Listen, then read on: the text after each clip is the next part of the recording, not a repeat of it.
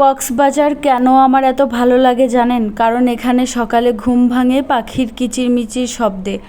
আর সব সময় প্রায় বানর, কাঠবিড়ালি এগুলো তো দেখাই যায়। তবে অতিরিক্ত বানর আর কাঠবিড়ালি থাকার কারণে কিছু ক্ষতিকর দিকও আছে। যেমন এখানে কিন্তু খুব সহজে চাইলেই সবজি বা ফল উৎপন্ন করা সম্ভব নয়, কারণ সবই প্রায় কাঠবিড়ালি, বানর এগুলো খেয়ে ফেলে। আর এখানে না হাতিও নাকি আছে, প্রচুর বন্য হাতি।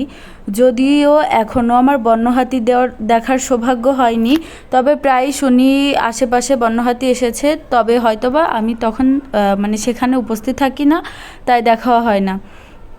স্থানীয়রা ভালোভাবে ধান চাষ করতে পারে না, মানে অনেকটা কষ্টসাধ্য ধান চাষ করা, কারণ ধান হচ্ছে পাকা শুরু করলেই হাতিতে নষ্ট করে ফেলে, মানে খেয়ে ফেলে।